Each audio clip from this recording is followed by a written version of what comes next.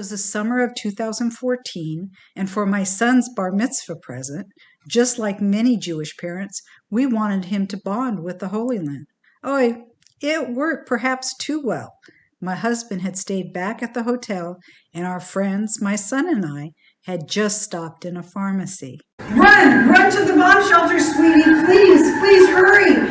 I didn't hear the sirens at first, but the Israelis did. They're used to hearing these things. We ran to the back of the storeroom. It was a 12-foot by 24-foot windowless bomb shelter. My heart's pounding. Boom! Boom! I hear and feel the percussion of the exploding bombs. I'm trying not to get sick. I look at my 13-year-old son and I think I'll never forgive myself if something happens to him. That's an excerpt from a speech I gave to the Orange County Jewish Bar Association. It was the first, but not the last time we had to run to a bomb shelter. Our adventure and my transformation is also the subject of my book, Blasted from Complacency, A Journey from Terror to Transformation in Israel. There is no chapter in a parenting book on what to do when a war starts and you're on a family vacation. Think touring extraordinary and sacred sites mixed with cowering in bomb shelters. I'm still trying to get over the Jewish guilt of taking my son to war for his bar mitzvah present. The impact of being human targets helped me understand the plight of Israelis living like this, and it also made me want to work on peace. How Israel is often described on the news is not what I'd seen with my own eyes. And I felt Palestinian parents also preferred their children playing safely in their backyards. The missiles exploded just near enough to blow apart my world as I knew it, forever changing me. And you'd never recognize my life today with what it was like then. I believe I found my life's purpose.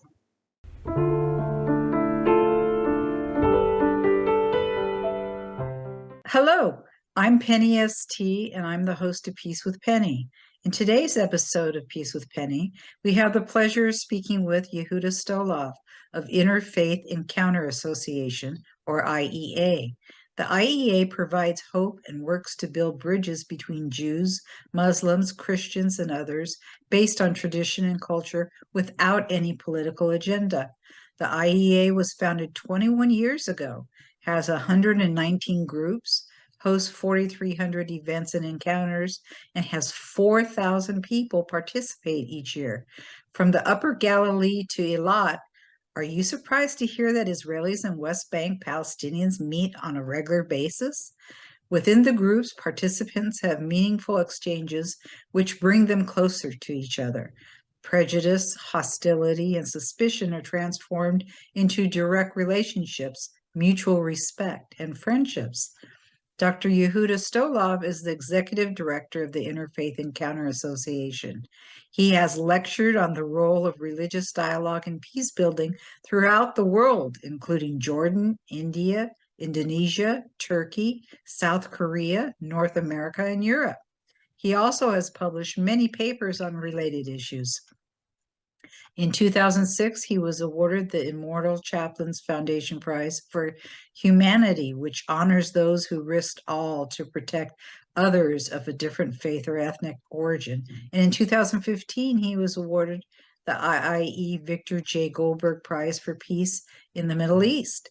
Dr. Stolov was a member of the International Council of the International Association for Religious Freedom and a member of the steering committee for the United Nations Decade of Interreligious Dialogue and Cooperation for Peace. He holds a bachelor's and master's of science in physics and a PhD from the Hebrew University of Jerusalem. He's married and father of 3 children. We always have to get that in there, living in Jerusalem. Yeah. It's safe to say he's a busy man. Welcome, Yehuda. Thank you very much. Thank you. It's a pleasure being with you today. I just love this program. How would you describe Interfaith Encounter Association? So, Interfaith Encounter Association is an organization that builds a social movement of change that is organized around groups that bring together neighboring communities for sustained dialogue between them. And the dialogue is focused on interfaith exchange because this platform is especially effective in getting to know each other in a deep way, in learning that we have many commonalities, and maybe more important, to be able to discuss differences in a constructive way that makes the conversation more interesting and doesn't threaten the conversation, because this is what allows us to train ourselves to develop friendships with people we disagree with, which is the real challenge we are facing here. Before we go much further, I'd like to play a clip as an overview. For as long as most people alive today can remember, there has never been a lasting peace in the Middle East. For almost 2 decades, the Interfaith Encounter Association has been dedicated to promoting peace in the Middle East through interfaith dialogue. We've got to somehow figure out a way to have two populations that are willing to live with each other. And the only way to do that is to get everybody involved. So what we try to do is say that, well, if religion has been part of the problem, then it's got to also be part of the solution. The IEA maintains dozens of ongoing encounter groups from Eilat to Eilat. These include women's groups, religious groups, educators, healthcare professionals, youth, teen, young adults, and many more. Our aim is, one, to bring as many as we can of people from different confessions, religions, to sit together in a respectful and peaceful atmosphere to discuss in a peaceful way and a respectful way.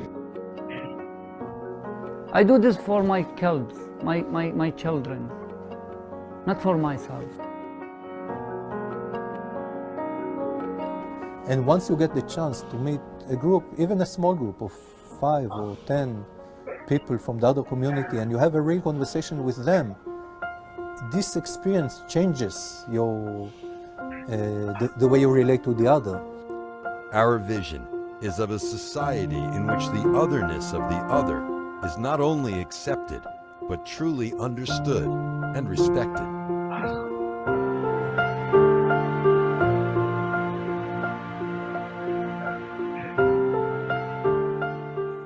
How many groups do you have? So we established until now 119 groups from the Upper Galilee to Eilat, not including some groups abroad. I mean, groups in the Holy Land. 16 of those groups were working for more than 10 years. So half of these 16 stopped their work after 10 or 12 or 15 years. And half of them are still working. The oldest working group that we have is working for more than 19 years. Wow. And why did the group stop? Different reasons. We had a group in Eilat that worked for, I think, 12 years, and a key person left Eilat to the north, and the group fell apart. There was another group that was working in Jerusalem for 12 years of Arabic-speaking people, mostly educators, and then again the key person retired and started working more with his grandchildren than with the group. So you have groups that are Israelis and Palestinians together, but also groups that are separate? No, we have, I mean, all groups are mixed. Oh, okay. And nearly all groups include Jews and Muslims. But some of them might be Israeli citizens within the Green Line. Some of them would be Israelis and Palestinians from the West Bank. And because we are very strictly apolitical, we also have groups of settlers and Palestinians. Because we don't discuss issues like the historical narratives or what should be the solution. We see our work as building the foundation on which on which no solution can work without it. So if the people on the ground do not have good relations, do not have good intercommunal relations, then sooner or later any arrangement will fall like the Oslo process. So building these intercommunal relations on the ground is essential for any political solution. People, I think, understand that, and therefore they participate happily in this process. And I think, I mean, it's also, I mean, the conversations are not only effective in changing people's minds, they're also joyful. I mean, they're interesting. It's nice. The human interaction is not only educational; it's also fun. Um, What types of groups are there? I mean, I believe there's women's groups and what are um, bringing them together? Are there certain types of groups? yeah, and this is constantly evolving because someone comes with an idea. Let's start a group like this, and I said, why not? And we work to start it. So we have, I mean, groups bring together neighboring communities. That's the title. But neighboring Right. communities first can be people who live not far from one another. It can be people who study in the same university or college. It can be people who work in the same place. It can be people Mhm. who share an interest or vocation. So this is one how do you say spectrum that Mhm. you can So can get you give some diversity. examples? Like, I don't know, do you have people who, I mean, women who like to cook together? I don't know. We don't have Give that some, yet. We had an give idea some like this. It examples. didn't mature, Uh-huh. but uh, but we have, for example, people who live in Jerusalem or in Mm, Haifa or in mhm, Jaffa, and or people who live Israelis who live in Jerusalem and Palestinians who live in Bethlehem or in Ramallah. So this is our kind of geographical lines. Then you mhm, have people who are, I mean, there are groups that are open for everyone. That mhm, sometimes they get young people, but they tend to get people more, let's say, in the 30s, 40s, and up. mhm, So you also have groups for young adults and mhm. groups for teenagers. We also had one group in the past for primary school children. Oh, how Uh, cool. yeah. And then you have groups for women, or Mhm, groups for educators, or groups for religious leaders, mhm. community level religious leaders, high level religious leaders. What else did we have? We have a group of musicians. We had another one in the Oh, past, and they're actually a band. They have like a repertoire for a whole how performance. fun. Yeah, and they sing in Hebrew and Arabic, and they sing nicely, I think. I mean, you can find Mhm. the clips on our YouTube channel. I assume the band has a name. What is it? Wast Tariq, Emtza Derech in Hebrew, in English, middle of the road. How very cool. I'll have Yeah, to look them up. yeah. So I know men and women are in many groups, but how do you handle that with the more traditional people who believe more traditionally? Yeah, so with traditional people, I mean, women sometimes, even if they're not so traditional, they prefer to be with other women only. Yeah. Uh, but also, the traditional factor is also there, and so Mm-hmm. sometimes you have to have groups for women only. Mm-hmm. We didn't yet have, I mean, there are groups that are men only de facto, but we didn't have a group that is defined as for men only, but we are working on a group for ultra-Orthodox Jews, and this will be men only. Maybe there will be another women only parallel group. And the same when you work especially with the Bedouins, it's either men only or women only. Hmm. So, So how did COVID impact your groups? dramatically. I mean, less dramatically than we thought, but many of the groups stopped their activity. Less than half the groups were able to move to Zoom for various reasons. There were Palestinians who were afraid that someone will take a screenshot and they will get into trouble. There were people who didn't have good internet connection or not good enough computers. Mm, So many groups could not make this transition. We mm, are now reviving mm-hmm, many of those groups. There were also another type of groups that did meet were 3 or 4 groups that met face to face, but mm-hmm, not on Zoom, between waves of the pandemic. So when mm, it was a little bit less, they went to the woods or to the park or to an open mm-hmm. place and met. Oh man, pandemics have a way of getting in the way, that's for sure.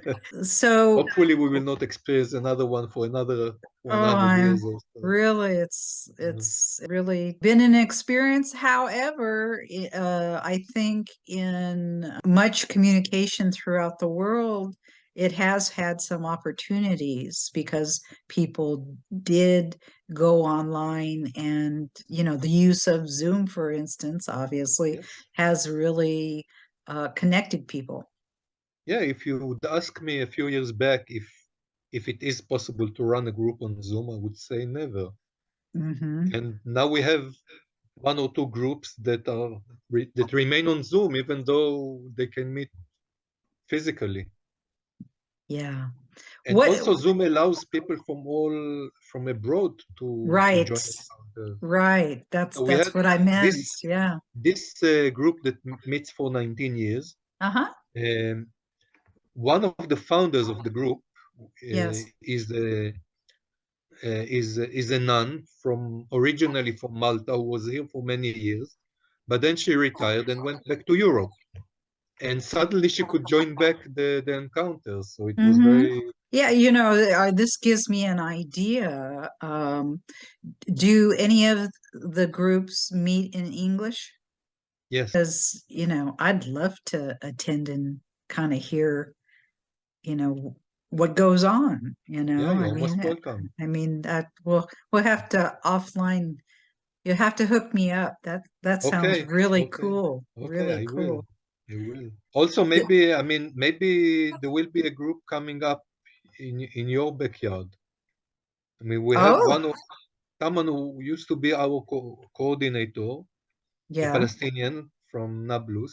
He now lives in LA, and he always says, Oh, "Let's start a group there. Let's start a group there." So maybe it will happen. cool. That would be really cool. I would be very interested in knowing about that. Who is the leadership of the Interfaith Encounter Association? The way we designed the organization, we had some consultation in the beginning, and we changed it a little bit. Um, but the way it is designed, the highest body is the General Assembly, and the General Assembly includes only people who have responsibilities within the organization. So mostly groups coordinators, but also the paid staff, which is very small. Hmm. Or some people who are not necessarily group coordinators, but are leading this or that project, which is usually their own initiative. So that's the highest body. They elect every 2 years from within the General Assembly. They elect the board. The board has potentially 8 seats, but it has 2 seats for each religion, for Jews, for Muslims, for Christians, for Druze. Um, right now, we don't have any Druze coordinators, so we don't have any Druze on the board. We have a few Christian coordinators, but only one submitted candidacy for the elections. So right now we have 2 Jews, 2 Muslims, and 1 Christian. The board meets every other month to supervise the work of the paid staff and to give consultation. It's not we don't have like a distant hierarchy. We're all working together. And sometimes we have questions to ask them, and we do, and they give, it's more like giving advice than like coming from the top. And in a way, there is some kind of round nature in this hierarchy, because as the general, the executive director, I am the boss of these coordinators. So it's kind of round, and we did it on purpose. So it will be more relaxed than it is, which is something that I'm very grateful for. How do the interfaith communities become involved? Involved in what? In your How they come, they in the become active. groups, yeah. In So it's always, it always starts from at least one, sometimes a few people who want to do something. Usually they don't know what they want to do, but if they talk to me, I explain to them that what they really want is to be coordinators of a group and to invite their friends to join and to create this ongoing conversations between them and their neighbors. because Israelis and Palestinians don't speak the same language in general, how do you deal with that? Are you talking in English mostly, or Depends on the or group. Some groups have in both communities people who speak good English, and they would prefer to speak English. In some groups, the better common language will be Hebrew. In both cases, nearly always there will be a need for translation, because even if most people speak English, not all of them. So there will be translation which slows the conversation. But this again is a conscious decision that we don't want to limit the conversation only to those who know English. So we at the first the I mean at the first step we include everyone. We invite everyone to join. Then we see what language will work, and the conversation is slower, but it is happening. you mentioned that there were some college campus groups. Can you talk a little Yes, bit about that? yes. So we had in the past, I don't remember how many, maybe around 10 groups that were working in different colleges and campuses. Right now we have three active groups in one in the Hebrew University at the School of Nursing, Hmm. one at Bar Ilan University, which is actually has 2 branches, because one of them is like a more intensive program, and then we have like a kind of an alumni group for those who graduated from this intensive program that also gives credit. And then we have in the interdisciplinary center in Herzliya, the Reichman University. We had for many years at the Hebrew University in Mount Scopus campus. Right now it's not active, but we are looking for ways to revive it. We have a few people now that hopefully will. We had in the past in Haifa University, in David Yelin's Teachers College, in Sakhnin College, where else? 2 or 3 other colleges. Do they take on a different flavor than, I would imagine people that age group? I mean, do they also attend activities together? Yes, I Do mean, you but find? this is not limited to young people. Hmm. You find in many groups people invite each others for happy occasions, for sad occasions. Sometimes people go out for coffee or decide as a group to go to nature somewhere, or to visit a museum, or even to do some social activity. For example, we had a group of women in Jerusalem that in which one of the participants was a teacher. She told the group how the school is not well preserved, so they got together and then they went and painted the school. Cool. We had a group in the Lower Galilee that was working with the local community center, and before each holiday, they would come together and prepare packages and deliver them to poor people of this community who was celebrating this holiday. We even once had an attempt for a business venture. There was a Oh, group of wow. young people from the Hebrew University and Bethlehem University, Israelis and Palestinians, and they were trying to market Palestinian olive oil into Israeli markets. That's really So interesting. I mean, the main thing that we do is build these intercommunal relationships and Mm-hmm. make it vivid and caring and friendly. And when people are friends and they come together, they many things arise from these growing relationships.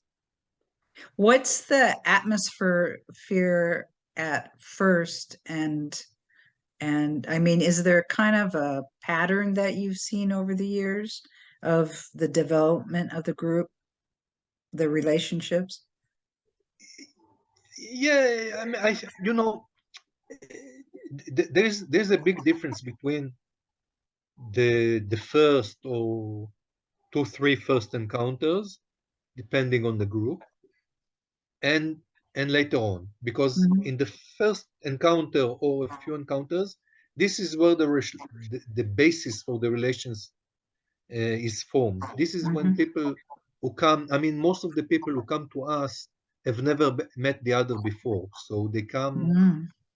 anxious, sometimes excited, but sometimes Mhm. anxious. They come with prejudices, and in the first few encounters, these prejudices break.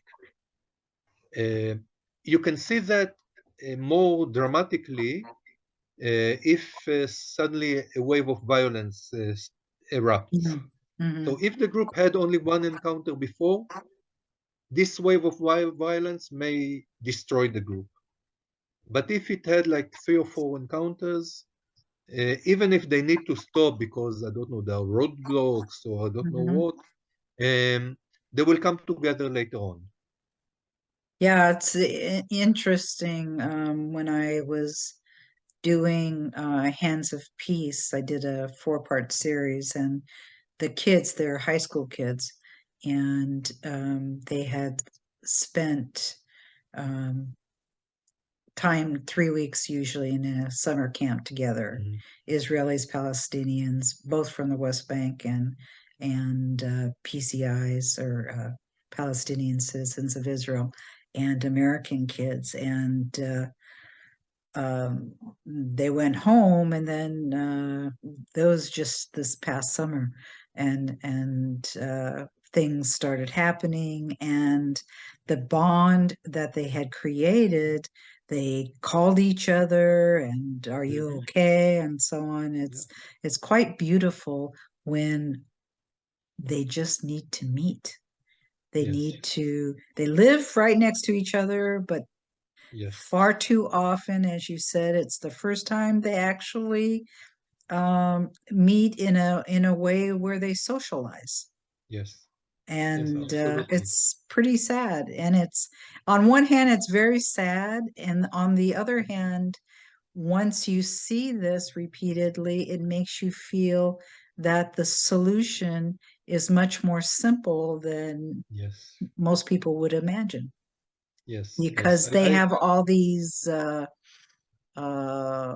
based on all the propaganda, and also based on reality, when they see, people can be killed, etc. On both sides, it impacts people, and develop their prejudices, and you can't blame them, but it's hard to get past that, and you start believing that, many of them, don't necessarily believe the other is human. Yeah. It's for people like, say, Americans who don't live like this, it's hard to imagine, but when you're dealing with two peoples that are basically PTSD, Yeah. living with Yeah. traumatic stress all the time, it creates a whole level of psychology that, thankfully most of the world doesn't have to live with, but it's hard to understand at times. What do you consider your greatest accomplishments Surviving. after I 21 mean, years, huh? yeah, yeah. I mean, that's it's a constant struggle every year. I don't know where will I find the funds to cover all of that. Yeah, you've got And quite a large budget. it's not so big, around $150,000. I think it's not considered very I big, take it. but it's very hard to raise it, Yes, I'm and sure. we're all constantly looking for financial partners who will be part of the process in this way. Uh, What type of financial partners do you have? anyone, anyone, anyone. So do you have individuals and corporations, or Yeah, yeah, all and different types? mostly, I mean, most of our budget comes from foundation grants. Um, but then beyond surviving, I think that the fact that our activity grows all the time, that Mhm. the diversity grows all the time, that the outreach is unparalleled. I mean, we just had elections last Tuesdays. We have people who Right. voted for all parties who participated. And this is an achievement because many organizations they would say that are apolitical. Yes, they would be welcoming for people who come from all parts of the political spectrum, but people usually don't go. And to Right. us, they do come because I think we are so strict on being apolitical. And this means So that it's apolitical. apolitical, yeah. Yeah. Sorry, my Israeli pronunciation. Yes, Uh, I just wanted to be clear for us, yeah, American English speakers, yeah. that you're saying that So in this, you don't talk politics. no, and in this sense, our 4,000 people a year are much more than many other organizations because they really represent the whole political spectrum in Israel and in the Palestinian society. So you have, I mean, they're all how do you say, change agents in Mhm. societies, in parts of the society that are not often reached by other organizations. Right, right. Like having settlers and Yeah, Palestinians meeting, yes, like in Roots. yes, yes. We have some cooperation with Roots, but we have people who are more would who are labeled more extreme than the Roots people. Yeah. Yeah, could you talk a little bit about that? That's Haredi and Already we don't have, I mean, we have a few mhm, individuals, not so much mainstream. I mean, mhm. that's a weak point to improve. Also, we don't have, So who are these folks who are even more, I don't know, would they be considered more religious, more right wing? I mean, What kind of folks are you talking about? perhaps the most surprising group that we have is a group in Hebron. And this group includes settlers from Hebron and Palestinians from Hebron. And ask anyone, both among the Israelis and among the Palestinians, about the Hebronites, they will tell you that these are the most extreme people. But Can you, for our viewers who never been to Israel, don't know what you're talking about. Could you explain why that is? What I mean, Hebron is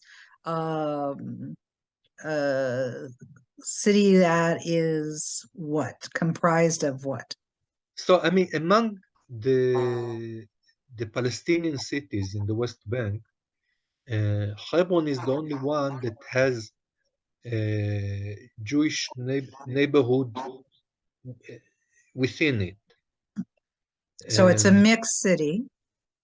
it's not really a mixed city because there's clear separation between the Okay. Jewish part and the Muslim part. Um, but they live in very close proximity, Okay. closer than other places.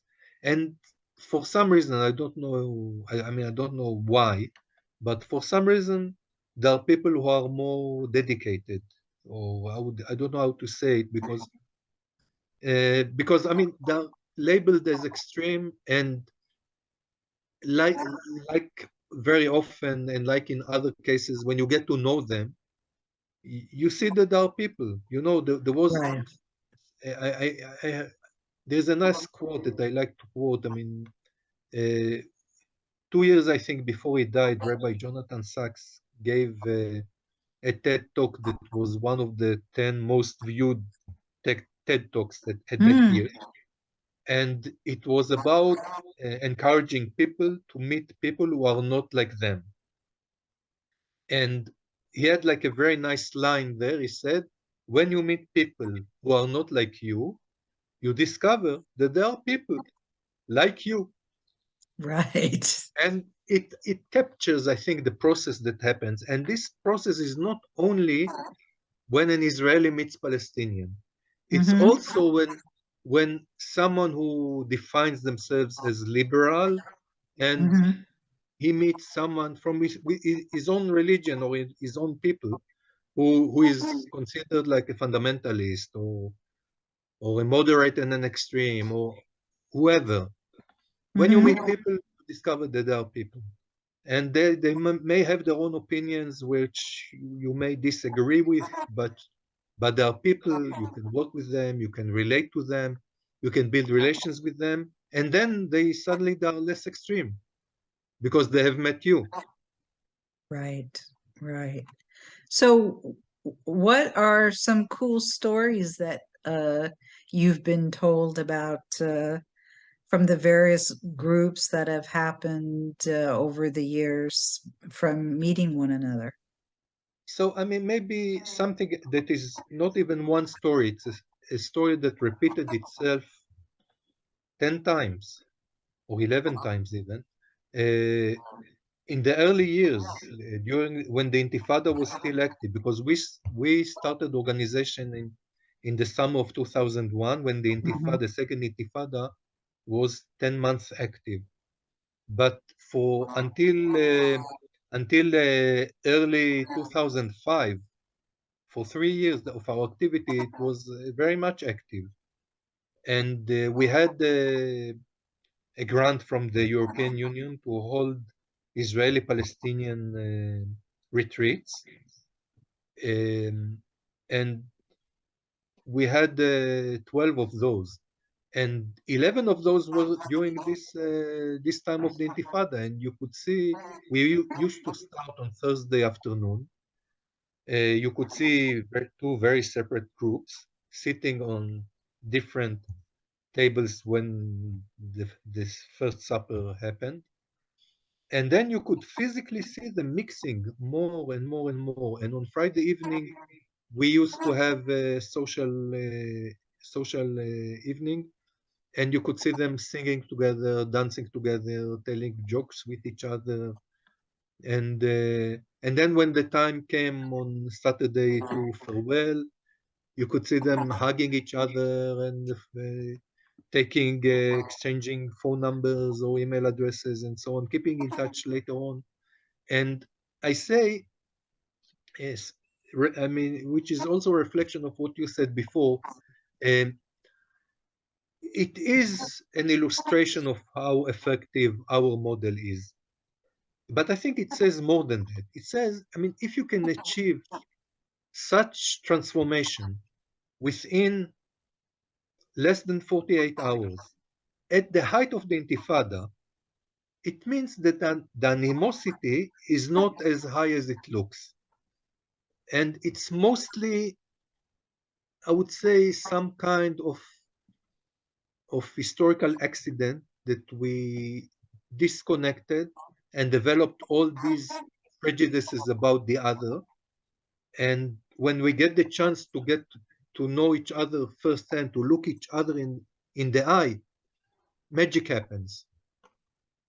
So this is maybe one type of story that repeats itself again and again. Another similar story was a group that we have that brings together Jews from the south of Jerusalem, Muslims from a village near Hebron, and sometimes Christians from Bethlehem.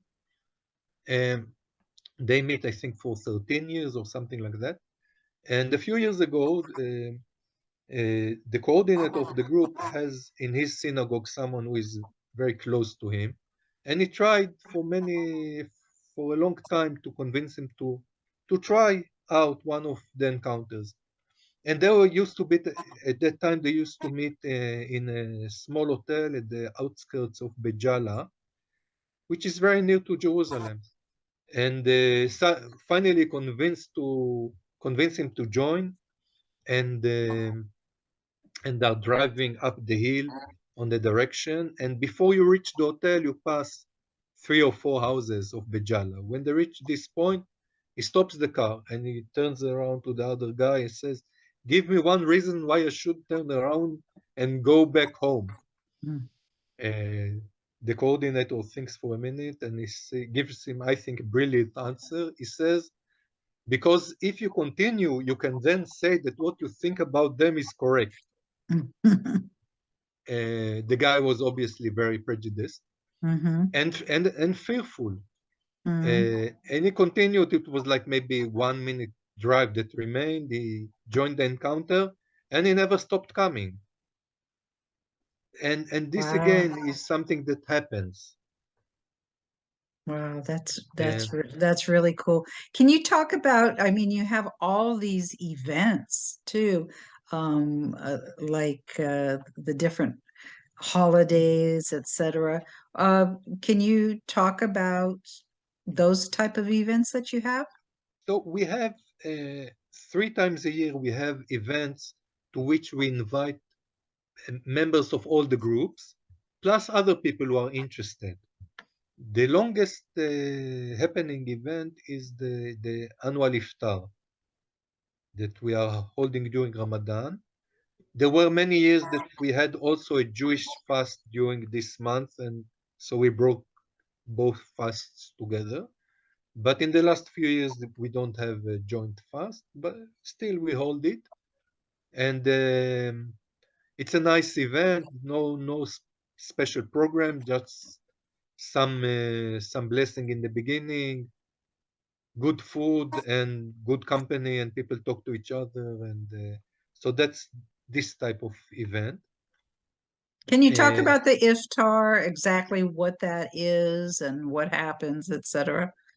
The iftar is celebrated every year, every day during the 30 days of the month of Ramadan, during which Muslims fast from dawn to dusk, and they break the fast in a kind of a festive meal that is called iftar. The Jews still can enjoy the iftar even if they didn't fast during the day, or the Christians. So this is one type of event. And so how big is the event, or do all the groups hold it separately? All the events, we get between, let's say, 60 to 120 people, which is a small percentage of all the participants that we have, but we hold it in the center, which is Jerusalem. And for many groups, it's very, very far to travel. And so what's going on at the event? can you describe it? So as I said, I mean, there's no much program. People sit together, eat together. Of course, they talk to each other and they get to know new people. So there are Often, Israelis, Jewish Israelis, and Palestinians having a meal together, yes, celebrating a Muslim holiday or a yes, Muslim. Yeah, I uh, guess it's called a holiday. I mean, it's Ramadan, but it's yes, a religious celebration after fasting all day.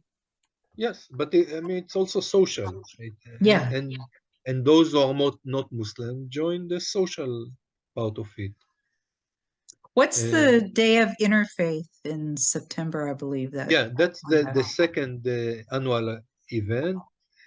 Just we invented it, but we celebrate every year around September Mm-hmm.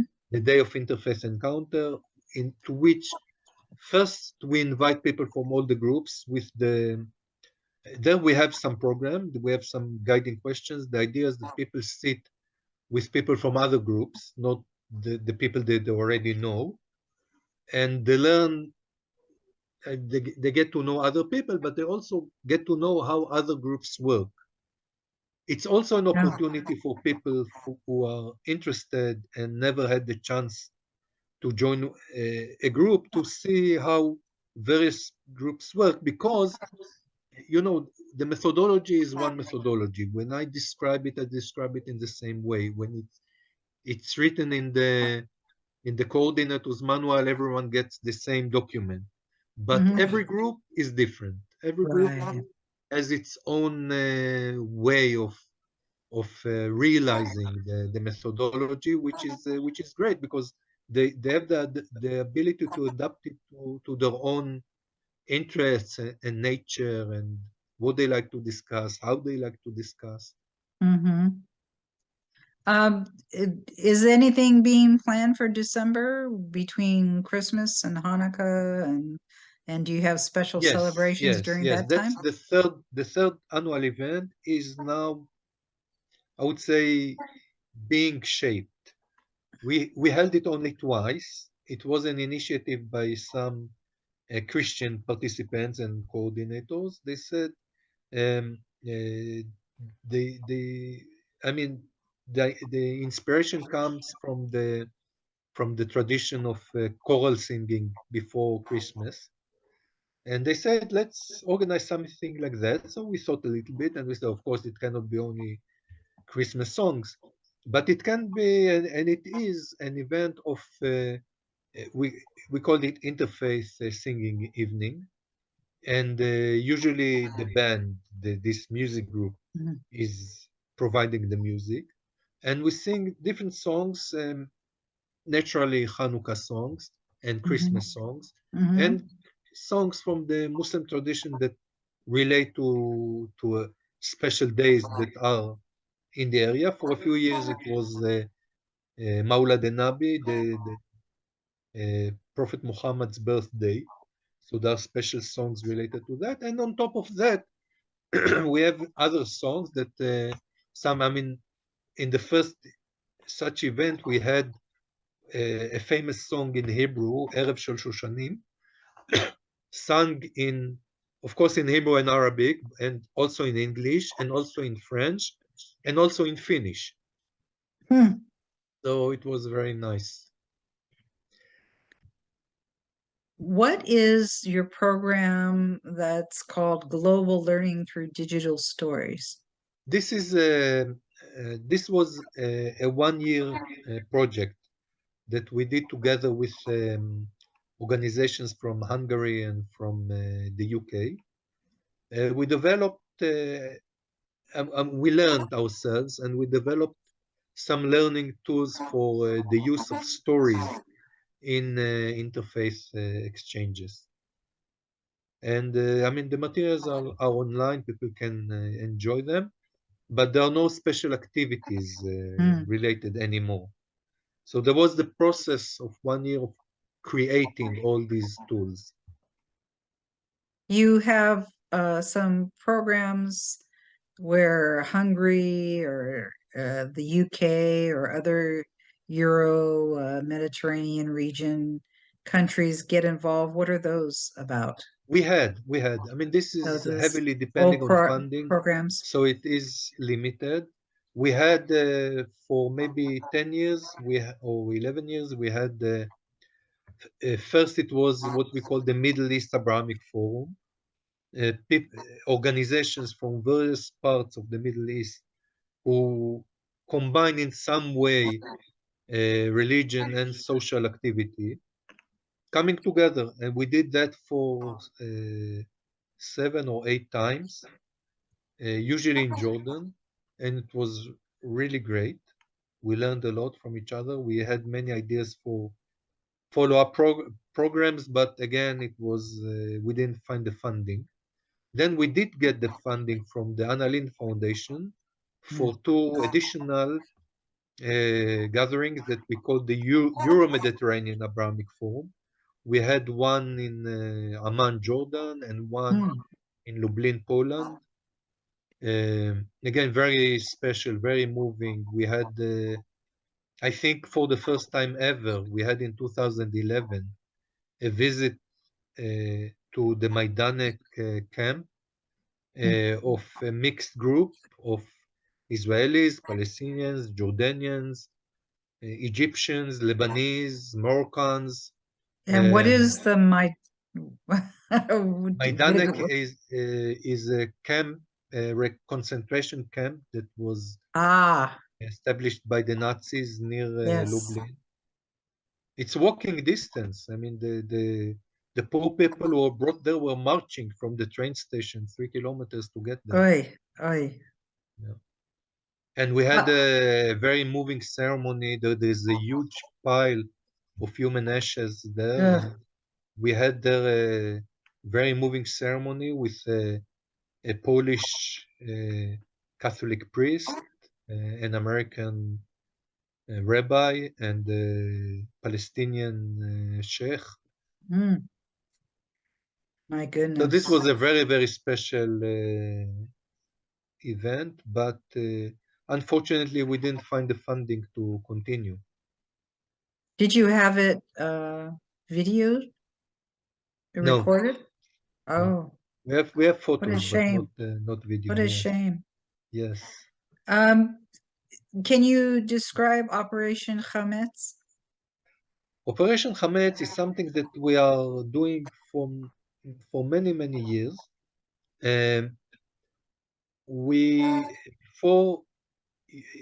On Pesach, Jews do not eat leavened products, and not only do not eat, they cannot have them within their possession. So and usually what people do is either they sell them or they burn them. What we do is come to people or invite people to, instead of burning them, to give them to non-Jewish poor people. Right. So it is a very special time of the year where even the person who is, the Jewish person at least, who is totally not interested in anything that is not Jewish, in this time of year, he is interested to find a non-Jew to give him his bread or pasta or whatever. And it's always nice. It's always depending on the intensity. Sometimes we collect more, sometimes we collect less, but it's always nice. And also poor people who are Muslim or Christian, and they know that they get something from the Jews, is again a very special experience for them. Yeah. Well, I always like to learn a little bit about the people who do this work, because being a peace activist or trying to get folks to work together and move this forward into more peaceful activities, it's not an easy gig. Yeah. So why did you found the Interfaith Encounter Association? So I think it comes from my own experience for me, but I found others who had similar experience. For me, I grew up in Tel Aviv, not near Jaffa, so I never met anyone who is not Jewish, and I never thought Yeah, about having. I knew that, and just being in the diaspora, being usually in a situation where we're the minority, it's such a different frame of reference. Can you Yes, just give a yes, little bit more to that? Because, Jews who live outside of Israel, the thought in general, I know there are places where there's lots of Jews, but in general, most of us don't live in an area like that. I mean, at Temple, obviously there are Jews, but not everybody's affiliated. So what is that like living in an area where everybody's Jewish? yes. It's hard for me to comprehend. Right, right. But for me, I mean, that's the natural thing because I was born in Hmm. Tel Aviv, Hmm. and I always, I mean, for me, I was given that everyone Hmm. around me is Jewish, Hmm. and Hmm. I maybe saw some Arabs when I went to Jaffa, but otherwise I didn't even see non-Jews. Maybe sometimes tourists or yeah. So I know. I mean, for people who live, for Jews who live in the diaspora, it's a very strange thing. Yeah. But for me, it's natural. So I grew up without speaking to anyone who is not Jewish until I was. I mean, in the university, I met some, and I was nice to them, but we never became friends Hmm. until I was around 30 years old or a little bit more. I never had a real conversation with anyone who is not Jewish. Wow. And I was interested in other religions, Hmm. but I either read a book or took a class in the university. I never thought about the possibility of speaking to someone from that religion. Mm. And what happened was that I was invited to join a group. The group was a group of Jews who are students at the Hebrew University and of Christians who were theology students Hmm. who knew Hebrew and came for 1 year to study at the Hebrew University. And I was maybe 6 months after taking a class about Christianity given by Professor Marcel Dubois, who was a very special character. He was at the same time a philosophy professor and a Dominican monk. So he gave within the Department of Philosophy a course about the fundamentals of Christianity.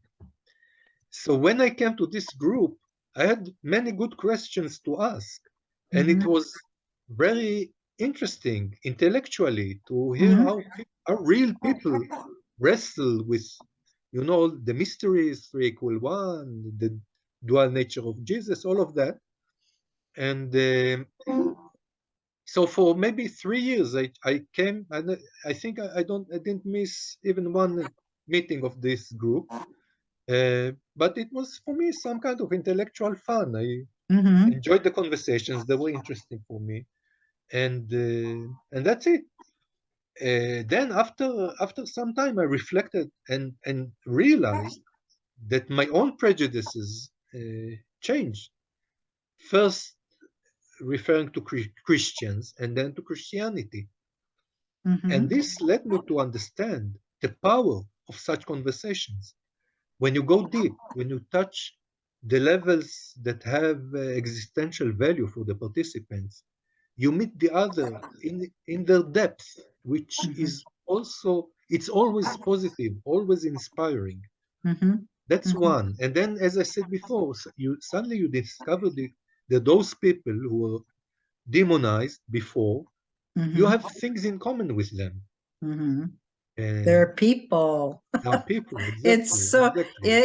it's repeatedly, peace group after peace group that I speak with. It's just sad and amazing that the realization that the other is just Human. another human Yeah. is surprising. It's really sad. And to those of us who are used to it and don't grow up with such interactions that do cause such deep prejudice, we're shocked Yes. that others are shocked. And it's again, as I said, it's surprising and yet provides hope, because you see it time and again, that just meeting, it's not some scientific formula that only a couple people can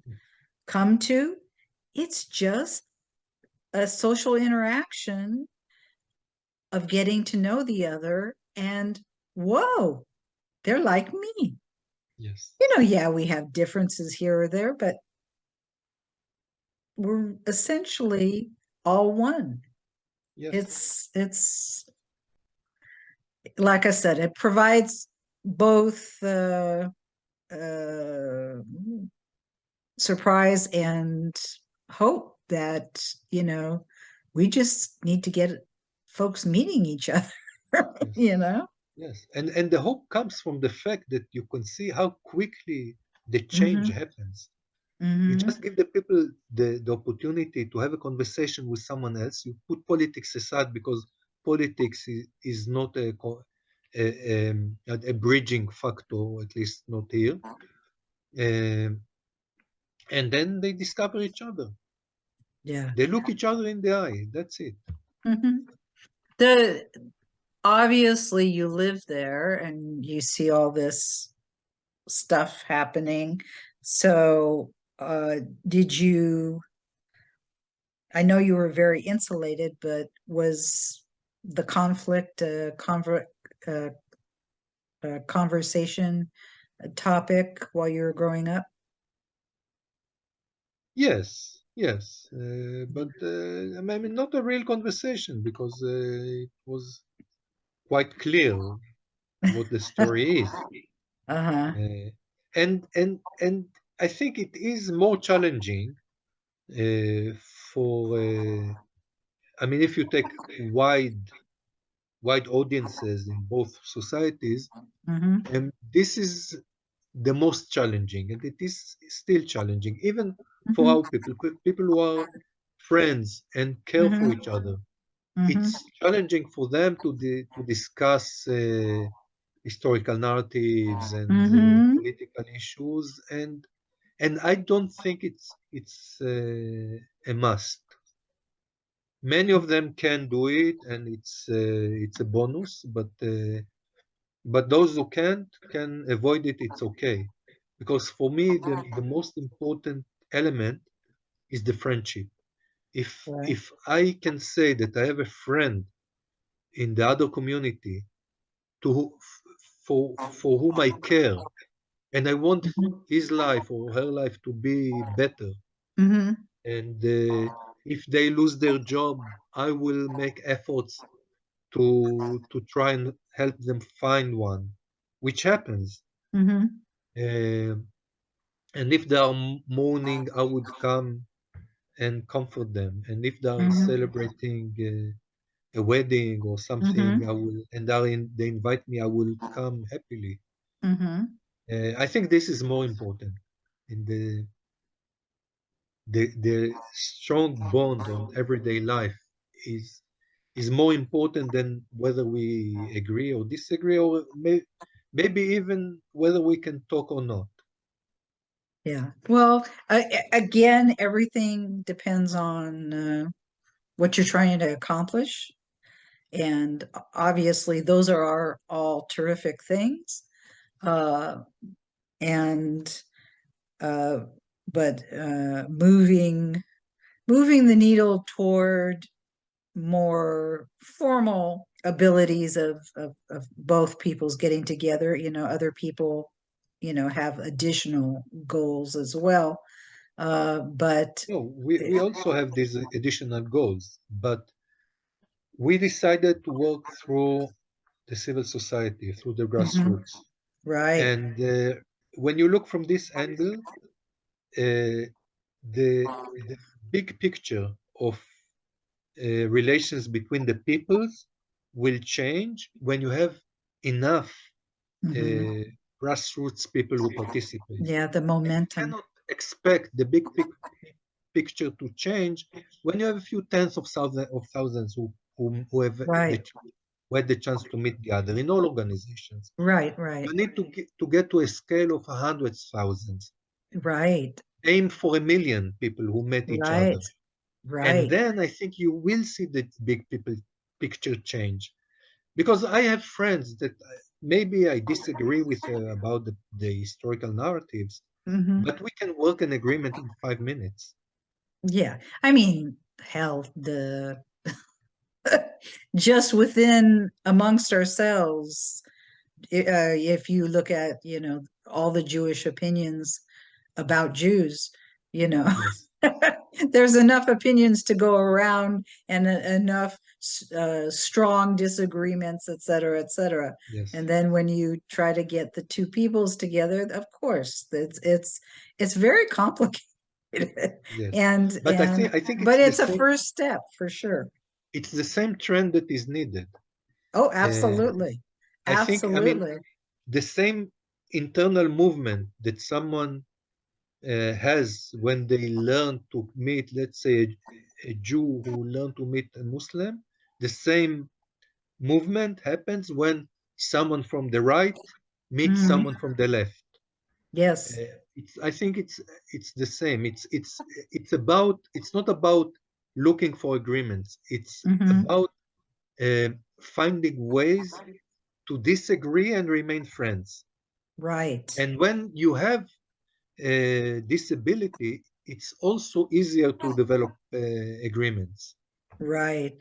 I have to ask you because coming from where you were, from what you were saying, very insular, um, kind of one viewpoint, the Jewish viewpoint, at least of the folks that you lived with and grew up with, and all.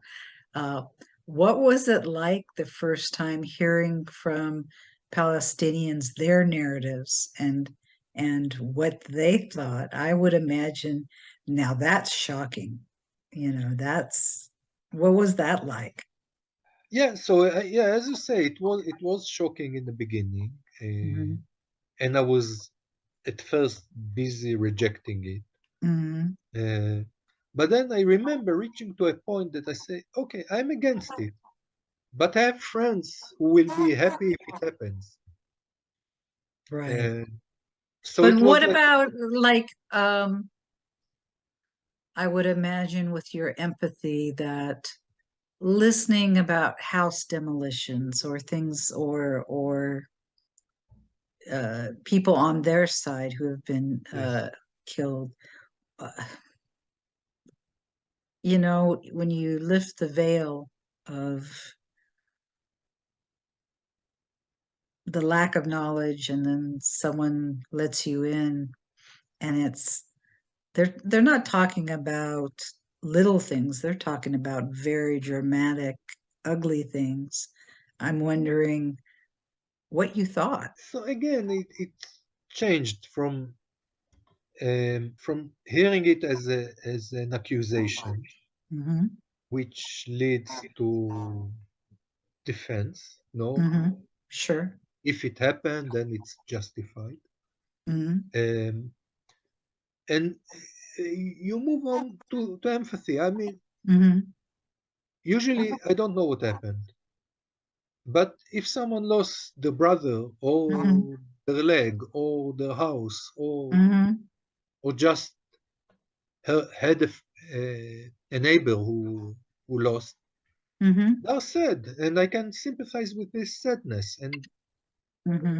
Sorry. even if the guy deserved what he got, still the relatives suffer. Right. It's I mean, I note it in myself when I hear the other narrative, and it's hard. It's really hard for so many reasons to hear, but necessary. Yes, but also I think we need, again, what I said before, we need to develop the ability um, to understand that we don't have to have the same description of the reality or of the Right. history or Right. the narrative or the same understanding. We just need to be able to listen to the other and focus on building the shared future that we should, that we have to, that otherwise, I mean, if we will not coexist peacefully, we will both suffer like we do. Right. Thoroughly agree. So I'd have to say thanks so much, Yehuda. Thank you. What the information we talked about, I think, is very important for people to hear and to learn from. I appreciate your time. Next week, we'll be speaking with Harvey Price, the founder and executive director of Peace Drums. Mr. Price recently retired after 40 years as an associate professor of music at the University of Delaware. Peace Drums is a unique interfaith initiative promoting peace among Jewish, Muslim, and Christian youth living in the Galilee region of Israel. Its goal is building trust, a trust that will continue into the future and will touch many people. It introduces peacemaking and reconciliation through the shared activity of a dynamic steel drum band. As Jewish, Israelis, and Palestinian children play steel drums together, they've worked on reconciliation and been able to perform throughout the world. We hope you'll join us, and for now, we pray that everyone someday will live in peace, shalom, and salam.